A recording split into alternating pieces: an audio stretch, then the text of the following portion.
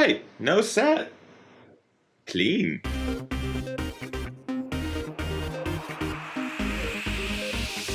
Ginger Runner. What is up, everyone? Ethan Newberry, the Ginger Runner here for another gingerrunner.com review. We are in a new location. In case you haven't gotten the note, Kim and I moved to Seattle, which meant that we had to tear down the old set. We're in a new house, a new space, with literally a blank wall behind us, so I figured this could be a fun time to get a little creative with what we got going on back there. And now that we're back, getting the studio up and running, we are behind in reviews, so there's going to be a lot of really fun reviews coming up here very soon, and today is no exception. In fact, we have two reviews for you today. Two brand new pairs of shoes, both from Hoka One One. I am still not used to saying One One. You are currently watching the review for the Hoka One One Clifton 4. Pretty fun shoe that we're going to get to in this review, but also today, I posted a review for the Hoka One One Speed Goat 2.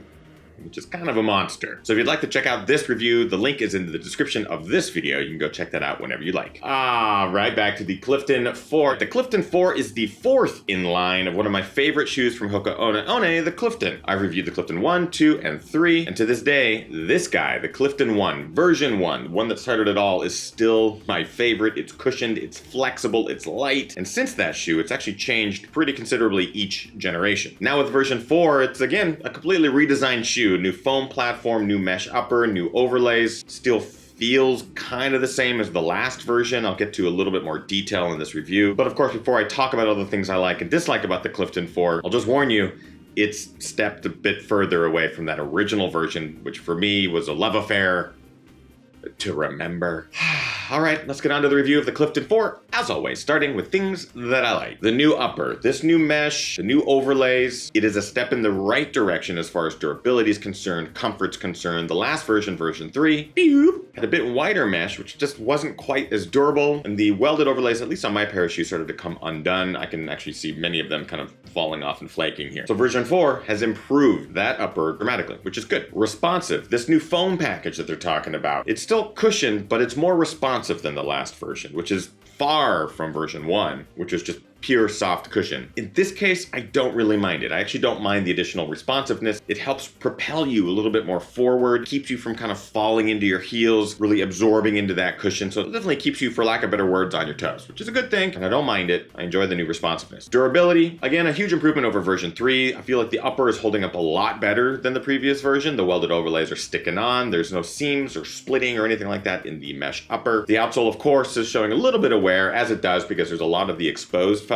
The rubber pods are holding up well. Durability is improved over the last version. I'm having a good time in it. Putting in the long miles, enjoying every one of them. It's not to say that this shoe doesn't come with its dislikes. First and foremost, let's talk about weight. This little guy's been sitting at the cake table and helping himself to extra servings. Let's help put this into perspective. Version 1, 8 ounces of pure cushy goodness. Seriously, this shoe rocked. We're just gonna skip version 2 because it's just, I don't wanna talk about it. Skip ahead to version 3, which weighed in at 10.7 ounces, more than 2.5 ounces heavier than version 1. Guess what version 4 weighs in at? 11.1 ounces in my size 11, which is more than half an ounce heavier than version 3. So we're gaining weight with each version. In my mind, I'm like, guys, shouldn't we be finding ways to keep it the same weight? Holding version 1 and version 4 together, it's unbelievable how much stronger my right arm has to be to hold this up. Wee, wee. It's just getting too fat for its own good. That's a problem for me. Going the wrong direction with this, guys. Stiffness. Yes, the new foam package is more responsive. I enjoy that addition. I think it helps enhance the ride, keeping it from being just a little too lazy. But a new byproduct is the fact that this thing just doesn't have a lot of flexibility. Sure, it helps propel you forward with that additional stiffness, but it certainly hampers some of the comfort. Version 1, flex this thing in all directions, and it never felt sloppy. I just missed this wonderful flexibility from version 1. And finally, width. This is a problem that we've been hoping they would solve throughout the versions, but with the Clifton 4, you're not getting much in the way of width. Version 3, you got a bit of it. My foot, which is not a grotesquely wide foot at all, I just like a little bit more forefoot room, enjoyed version 3. Not only was it a stable platform, but the upper allowed my foot to find comfort. Version 4, I'm feeling that restraint again through that midfoot, forefoot area. The outsole itself also is reduced by a couple of millimeters as far as width is concerned. So the stability, while not